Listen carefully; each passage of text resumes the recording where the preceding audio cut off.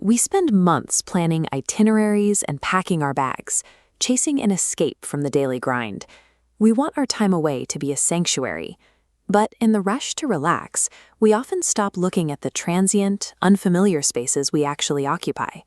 Psychologists call this the vacation illusion.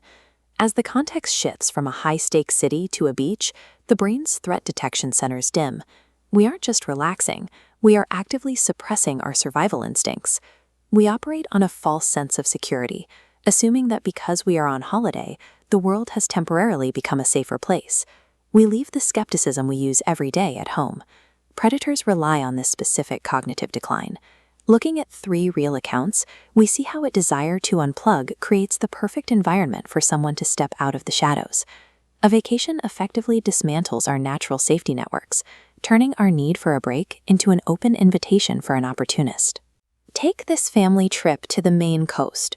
They stayed in a massive, historic house tucked away in the trees, a maze of hallways that felt like something designed for a horror novel. While his family went on a hike, an 18-year-old stayed behind, preferring his phone. He chose to stay in an empty house in the middle of the woods, purely to text his girlfriend in private. He was alone in a room that shared a door with the owner's adjoining residence, a door he discovered was unlocked. His only defense was a wooden chair he propped against the handle before he fell asleep. Late that night, he heard a crash. The chair had been knocked aside, and an unfamiliar backpack sat on the floor. Security footage from the hallway later revealed a tall, bald intruder walking directly out of the teenager's bedroom. By voluntarily separating from the group, the teenager removed the most basic barrier between a predator and their goal, the presence of others. He chose isolation, and the intruder took advantage of it. In Ocean City, Maryland, the environment is different. It's a dense, crowded tourist hub where thousands of strangers brush past each other every day, creating a perfect screen for anyone watching for a target. At a gas station, a friendly traveler struck up a conversation with a man named Henry. In his excitement to make a new vacation friend, the traveler shared the exact name of his condo and his plans for the week. Henry and a companion soon tracked them down on the beach. They stood out immediately, wearing heavy street clothes and carrying no beach gear, yet the traveler continued to engage with them, even after his girlfriend voiced her concerns. The interaction ended with an ominous text from Henry: "Don't go to your room yet." The couple returned to find their door open and their luggage tossed across the floor. Henry and his friend had used the traveler's own openness to profile and rob them. Every detail shared out of a desire to be polite provided a map for the intruders to follow. The need to be liked overrode the need to be safe. Then there's West Palm Beach, Florida.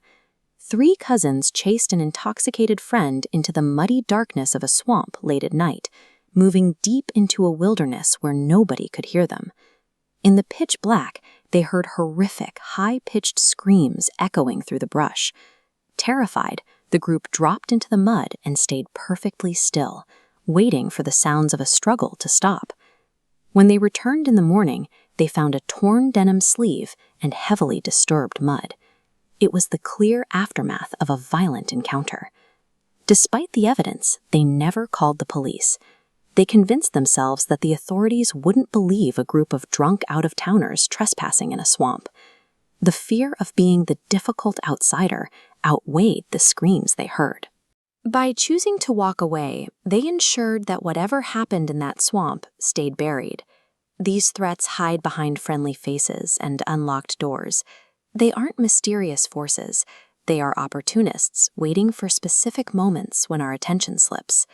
When we combine isolation, an unwillingness to be rude, and a fear of the local authorities, we become the ideal mark. We provide the tools for our own victimization. A vacation is a break from routine, but it cannot be a break from your intuition.